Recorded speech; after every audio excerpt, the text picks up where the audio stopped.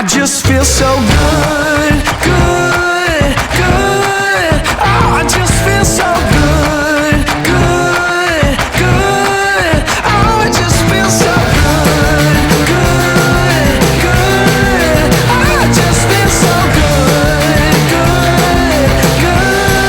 Oh, I just feel so good. All right, folks, it's a 2-for-1 deal on this walk around. Brendo, what do we got in store for everyone today? Yeah, this time we've got a brand new turnkey package again. We've got our GTX. It's a brand new layout for one of our designs. And a few changes that we want to run through with all of you. Yeah. So stay tuned and we'll get stuck into it.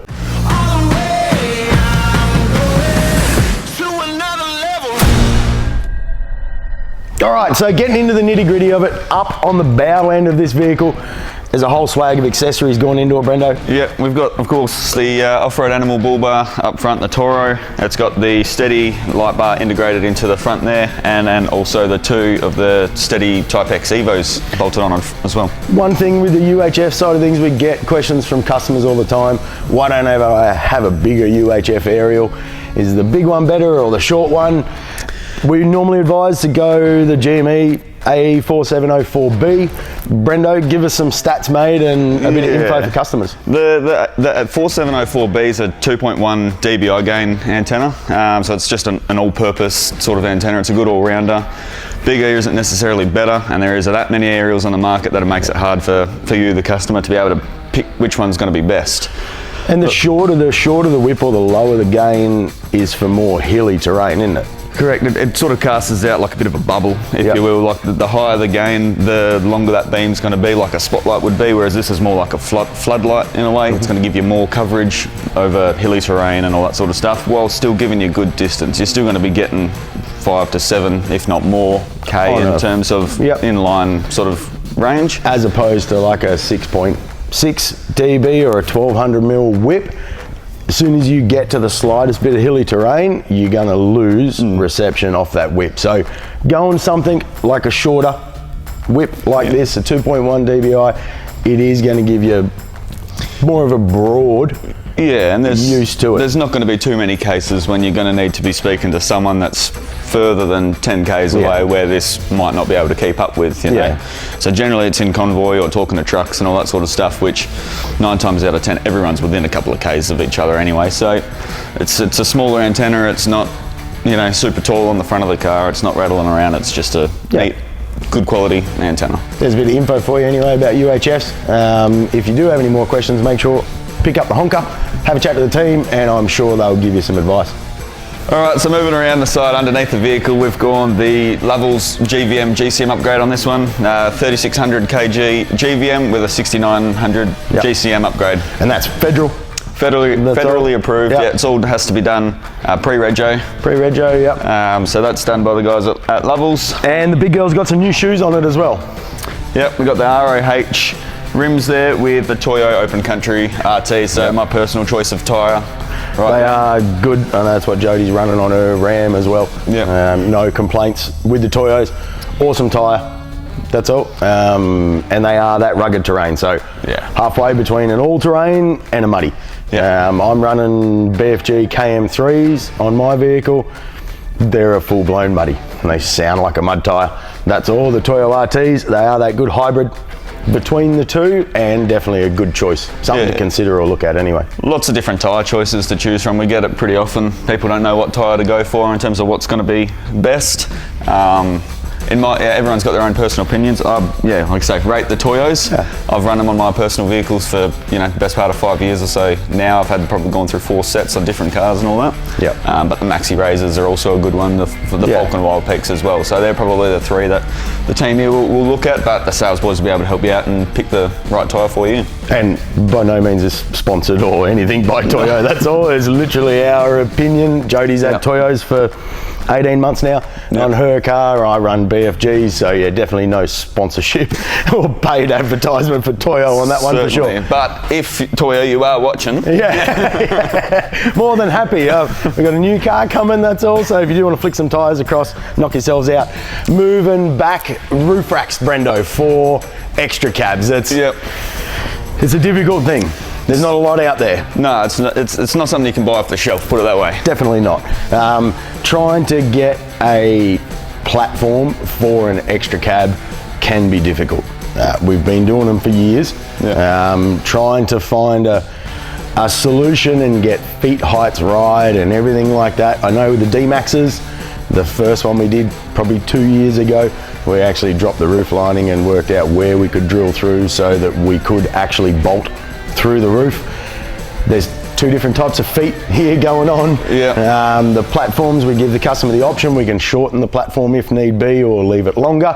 So that roof rack side of things, I know when we do extra cab videos, the amount of inquiries that the sales team get about, oh, what is that roof rack? And I can't find anything that suits my extra cab. It's not, it's a core off-road special. These are the sorts of things that we go outside the box to try and help our customers out. When a customer comes in and says that this is what they want, we obviously try and do our best to make that happen. Yeah, for sure. There's obviously some limitations and all that sort of stuff with the design and how we can make things work, but generally we've got a solution. And one of the things here, I guess, is some of that depth of experience.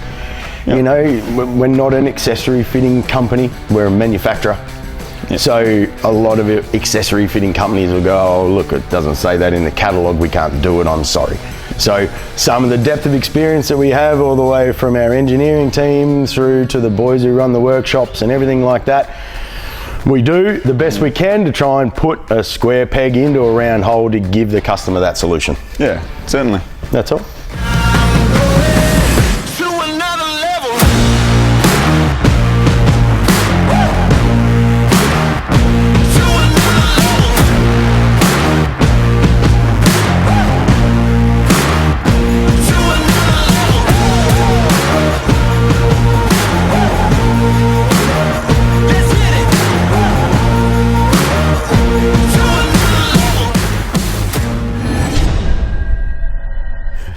Moving around onto the driver's side of the canopy, Brendo, what do we got? Yep, so our GTX, of course, on this side, the ever popular GTU drawer upgrade. Yeah, so the GTX, just so you guys know, doesn't normally come with these drawers. It is an option.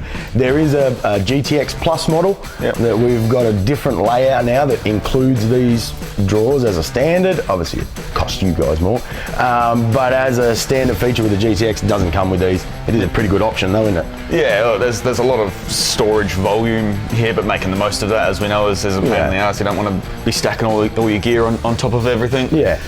You've got the 3 drawers here, so you've got plenty of plenty of space across the 3 drawers plus what's on top. Yeah, it's killer. And any of you guys that know, my first core off-road canopy was on the General, so the Army Green 79 series of mine, I had a GTX. Yeah. It was perfect with the amount of volume that you had inside the canopy, but trying to use that volume was difficult.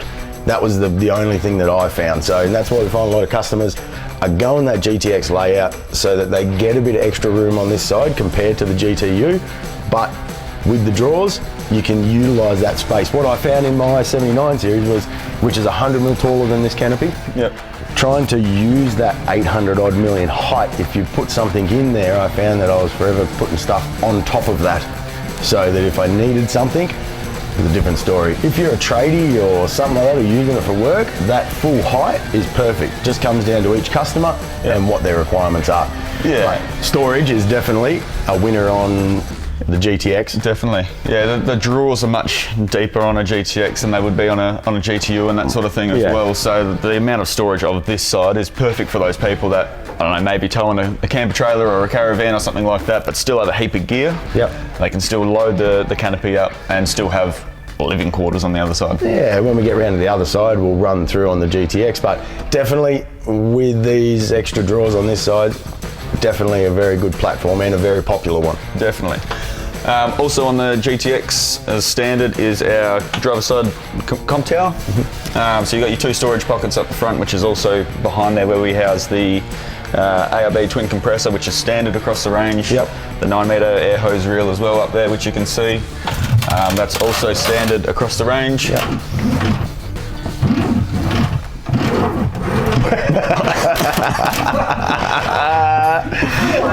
It's full of air. It's full of air. That's why.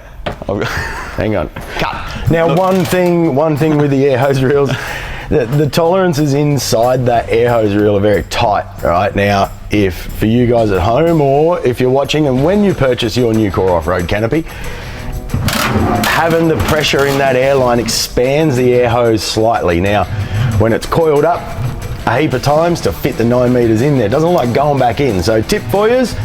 Yep, just you gotta release all the air out of that airline, obviously once the compressor's off. And then that's it. Drop the pressure out, your air hose reel will go back in perfectly every single time. Yep. There's a bit of a tip for customers anyway. That's about it on this side of the canopy. There is some other features that we'll run through on the other side.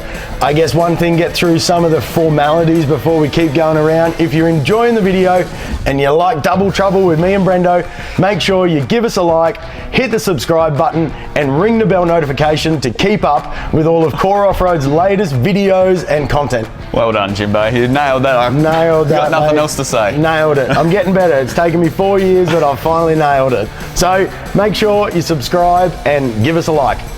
So a few of the other things, I guess in these videos, Brendo and I miss some items. If you guys are new to the channel, there is stuff that we aren't covering, like the work lights or the RGB rock lights in the doors and all that kind of stuff. So make sure you lose 4 or 5 hours of your life. Go and check out all the rest of our videos. I'm sorry to your wife or your partner that you got to listen to me waffle on. Maybe for Father's Day or for a birthday present, get them some wireless headphones. I know heaps of customers, wives who have bought their husband that because every time she comes home, he's watching videos of us guys talking about cars. Extra cab, Brendo. Yep, so you've got obviously the extra length, and that axle location's just a little bit further back from the cab, so that allows you to have the 2 under tray toolboxes. Yep. So just a small one up the front there, and same again at the rear. Yep. Both of these are empty, so heaps of storage, central locked to the whale tail latches there. Yep. Dust and watertight and that sort of stuff. Even just the storage side of things, like the amount of gear, I know it doesn't look all that big, but the amount of gear that you can fit in them is phenomenal. So things like recovery gear and all that kind of stuff is perfect. I know my driver's side rear under tray box, I've got all of our shower gear, so all the hoses for our hot water system and all that kind of jazz, plus the gas bottle in there. On some of our other videos, we have fixed gas as an option in the under tray boxes as well. Yep. So which is typically more so customers going with a hot water system, which is standard, I guess, with the GTU.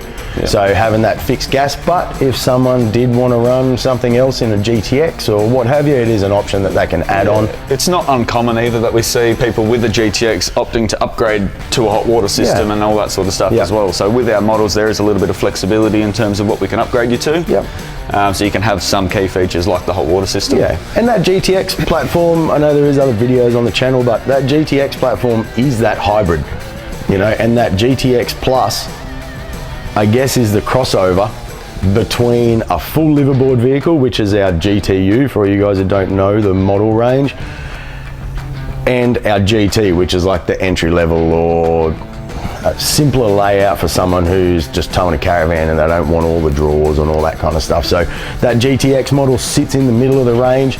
Now with that GTX Plus, which includes the drawers and an extra slide out table and induction, that GTX Plus then starts to, I guess, close the gap between the normal GTX model and our full liverboard GTU. Yeah. So this model is still perfect to live out of on trips and all that kind of stuff. When we get around to the other side, we'll show you a few more of the living quarters side of things and, I guess, kitchen side. That's all. This is the boring side, I guess. So this is the storage side. So look, come with us. We'll move around and keep moving on. Give me the power.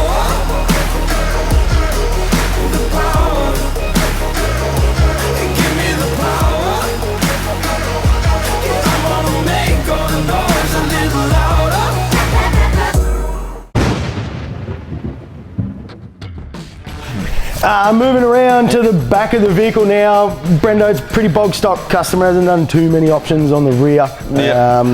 What do we got? Yeah, look, try to keep it pretty simple on this one. The customer doesn't need spare tyre carriers and all that. With our canopies, the spare tyre still sits underneath. Yep. The only model it doesn't is, of course, the 79 series. Yep. Trundle drawer and our rear clip design standard across the range as well. So one option you can add on is the trundle drawer lid. It is very popular. A lot of customers do add it on. The only time that the trundle drawer lid isn't an option is if the customer has a what we call a flat back canopy, which is like this, so no rear deck like some of the US trucks, and a nomad ladder. So it's the only time that you can't have the trundle draw lid. Other than that, it is a good option. Creates more flat surface for any of you guys that have AFS syndrome like me. So that's any flat surface. So it means you just put things down and forget that they're there. The more bench space you can have, the better. Yeah, it makes a good bar top too. It does make a good bar top and something to stand around while you're having a beer at camp. Yeah. On this vehicle, the customer has also added on a amber LED flashing light, just to suit what they're doing. I guess while we're going on top of the roof. So done a full solar system with 2 Enerdrive 190 watt panels. Yeah, that's a standard sort of solar setup that we can do on standard canopies, extra cabs, even the US trucks and all that sort of stuff that aren't running a rooftop tent. Yep. We run the 2 Enerdrive 190 watt panels between the 3 Unistrut rails, which sit about 7 mil higher than, higher than the panel. The solar panel. So one thing that annoys me, you've got the roof of your canopy, for example. A lot of people then go and put solar panels on top and you can't use that roof space for anything. Yeah. So the system that we've got is pretty basic, to be honest, but it works. It's aluminium extrusion, so it's a Unistrut profile, which is 42 mil high. The panels are 36 mil. So what it allows you to do is it still allows you to run a load across the roof of the canopy and mount it to the Unistrut, but that 8 mil of clearance ensures that whatever you've got on top won't ever hit the solar panels. So if you're a tradie and you want to carry ladders or an extension ladder, or you want to go and grab some timber from Bunno's or anything like that, having that load bar system is a massive difference. And the range of items that you can bolt to that Unistrut, I think the majority of Rhino racks, yeah, the eye bolts and ladder end stops and all that kind of stuff will all mount to that Unistrut system. So it's one thing if you are, even if you're not buying one of our canopies, it's one thing, and a tip for you is have a look at your solar system. Try and utilize the roof space on your car and try and come up with a system that is still going to allow you to use that roof space. Yeah, and to be able to have 380 watts of solar on the roof and a 200 amp battery, and there's killers. Yeah, perfect. So just remember, put a bit of thought in. If you are decking out solar on top of your car, make sure you can still try and utilize that roof space with whatever system you're going with. All right, legends, moving around onto the passenger side. Brendo, this is where all the action happens, isn't it, mate? Of course. So a few things, lead us through. We've got our new design, obviously. So being an extra cab, we've got that extra length inside. So we've got a 2050 length and a standard height. Yep. So not a very popular sort of size vehicle. We generally see a lot of dual cabs and that sort of stuff. Yep. But this vehicle is the extra cab with the extra long canopy, looks killer. Yep. Of course, our GTX, we've got our large drawer on this side here. And a little Easter egg there, isn't there, Brendo? There is a nice little touch to our prep bench table there, one push handle. Yes, look, one thing, it's a pet hate of mine. I hate the twin locking drawer runners. Mainly the fact if I've got a beer in my hand, I can't open the drawer, right? So hence why we've got twin locking handles on all of our drawers. You can undo both of them, open it with one hand. With the table, we wanted to come up with a solution that would suit all of our canopies, essentially, and it was a variable option. So what we've done is we use a standard locking drawer runner. We've then gone through and 3D printed the end caps for the latching handles, and we've got a little handle that's got a few key features in it, Brendo. Yep, most important one, the bottle opener. Yes. It's something that every camp setup needs. Yes. And some hooks here. Jimmy, what are these for? Look, it was there to hang your tongs or your tea towel or what have you, that's all. Yep. So keys, whatever you want, it was just a few little features that we wanted to put into it. The integration or the use of it is super easy. The bottle opener side of things, personally, I take cans when we go touring, and I'm sure most of you guys who are hardcore into it probably don't take stubbies with you. But for those of you that do, you've got a bottle opener there ready to roll, and we've tested it. The bottle opener works a treat. Yep. The engineers were very happy when I walked into the office and said, all right, boys, there's a beer each. Let's go and test your new bottle opener. It was about midday. Some of them were very stoked, that's all. So it is a very simple function, and it does make opening that drawer a hell of a lot easier. Yeah, definitely. Moving around, the main change, I guess, Brendo, for the GTX, what we wanted to try and do, and one thing we've got a reputation for is utilising space. Trying to get as much out of a small canopy in storage space as what you possibly can. Yeah. So previously, for you guys that have seen some of the other videos, on a GTX, our switch panel used to be up here.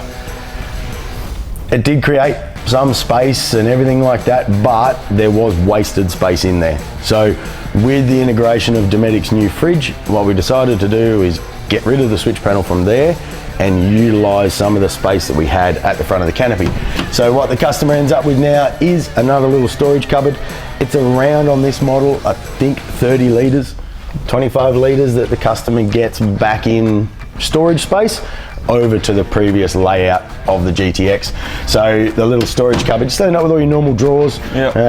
It does make a difference, doesn't it, Brendo? Definitely, and of course the most important upgrade, or standard item, should I say, on a GTX is that Travel Buddy oven. And they're just for cooking pies, aren't they? Only for pies. You can't cook anything else, don't even try. So no, you can't cook anything in the Travel Buddies. It's literally just pies and sausage rolls. You can't do a meatloaf, you can't do dampers, you can't do anything in them. So if you don't eat pies, you don't need a Travel Buddy. Yeah, I think me and the team the other day were talking about all the meals that you can't cook in a in a Travel Buddy oven. But no, seriously, guys, like, you can cook anything and everything in there. Like, we're talking about all these different dishes. You can put roasts in there, meatloafs, dampers, cakes, everything. So they are really killer.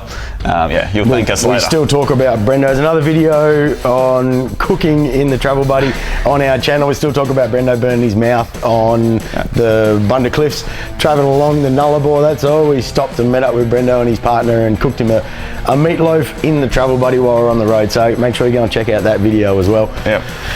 Main thing, fridge. Talk to us about the new Dometic 115 litre fridge, which is standard across all standard canopies now. Yeah, it is. So Dometic superseded, I guess, their CRX range and brought out the new NRX range. On face value, it looks classy. Yep. It looks really nice. Not detracting anything from the CRX model. The model changes cost us a hell of a lot of time in design because we basically had to redo every one of our canopies for the internal sides, but it was a good outcome. One of the key features that I like about the fridge, and it used to only be available in Dometic's CRX range in their 85 litre, was that removable fridge compartment, or freezer compartment, I guess you would say. So one thing with the new range now is on all of the NRXs, you can actually take the freezer shelf out. So what that means for you guys, if you're not interested in having a freezer and you want it to be all fridge, drop this out and you get a full 115 litres of fridge. So we've got some customers who are running another little chest fridge, like the Dometic 35 litre chest fridge, what I've got in mind. So when we go on a longer trip, I'll run that as a full dedicated freezer. So if I had the new NRX, I could have 115 litres of fridge on this side and 35 of freezer on the other side. What are your thoughts, Brendo? Yeah, look, to be honest, the whole nitty gritty of it, on face value, for me, it's a fridge at the end of the day. It's gonna still keep everything cool. I still like the idea of having that extra fridge and that angle upgrade that we do for the driver side. In my opinion, still a very popular one, and I highly recommend it. If you're anything like me, I like my stubbies crisp. You have to wipe the ice off them before you crack them. And if you have your fridge set too cold, you'll wilt vegetables and all that sort of stuff. So still having the two fridges is good, but having the crisper drawers and all that down the bottom, and having the removable freezers, it's a good idea. Even on a few things now, as I said, I've got the CRX in mind. The top little shelf on the CRX model isn't adjustable. That's one thing that kind of bugged me. So these two shelves now on the NRX model are adjustable. Still has the crispers now. I've got a tip for you at home. Whatever you do, don't put your crisper trays in your dishwasher at home. Now, I was the laughing stock of Dometic head office in Western Australia for quite a few weeks because I rang the boys and said, hey, can I get some more crisper trays for my CRX 140? They said, why? What happened to them? I said, I put them in the dishwasher. And the things melted and bowed and buckled and everything like that. So, boys, I hope you got a good laugh out of me anyway. And thanks for sending me the new crisper trays. So, one thing for you is don't put them in the dishwasher. They're not suitable for the temperature in the dishwasher. Adjustability, I guess, on the shelves, which is different to the CRX range. That bottom shelf, I don't know if you remember, Brendo, that bottom shelf on the CRX used to just be plastic. Yep. That would sit across. Now, if you did load that up on the CRX range, it used to put a bit of pressure on the crisper drawers. That's all if that plastic shelf bent. So this one's a metal wire one that's coated, so you still get the 3. To be honest, Dometic, I think you nailed it for that upright fridge sector. Yeah, one thing I've just noticed on the shelves and say the adjustability of them, the runners on the older model I know used to have the track in them, which sometimes when you load them up, when you do have a lot of meat and all that sort of stuff, you put a bit of weight on it. I've noticed sometimes that they tend to drop. These ones look like they lock in. Yeah, it's actually pinned in to the side of it. So I think Dometic have done a good job. They've looked at some of the, not issues, but some of the things that could be improved, and I think they've nailed every single one of them. It's definitely a killer new fridge, and it looks really nice. Yep. A few little extra things, even just the latching side of it is different to the CRX. Same thing of what you guys would notice, but we notice a bit of a difference with the latching side of things, and the new look of it. Yeah. Looks unbelievable. And it looks sweet. Yeah, definitely. Check out Dometic's NRX range upright fridges on their website. Not sponsored. Not sponsored, no. No. Brendo, there's one other change I guess customers can't see with the canopies, mate. Tell us, what's going on? Yeah, look, it's a neat little feature with our internal light. Obviously, we've got our switch over there on the new switch panel. Yep. But one of the new sort of features that we've integrated is our door switch. So, as you close the as you close the door, Brendo, I got you covered, mate. As you close the door, the lights will automatically turn off, and as you open the door, the lights will automatically turn back on. So we wanted something that was robust and rugged. So for you techies or boffins back home watching this video, what we used was basically a liquid switch. So it's a little glass switch that's built in to the lock cover on the door. It's got 2 pins, that's all. As you tilt that up, the liquid, it's actually mercury that's in there, liquid runs down and the 2 contacts or the 2 pins are broken. As you close the door, the liquid rolls down and touches both the ends of the pins. That's what turns the lights on. All right, legends, back around. One of the last key features, Brendo, probably one of the biggest changes to the Core Off-Road's Phoenix Canopy range is the switch panel location. Like Jimmy said earlier, we used to have it up here if you're familiar with some of our other builds. We've now moved it just beside the new Dometic fridge there. So we've got all our interior light switch here, our RGB lights, and our rear work lights on there as well, the EnerDrive battery monitor, the Fusion head unit, and then all our resettable fuses, inverter controls and all that sort of stuff. Basically all the same gear.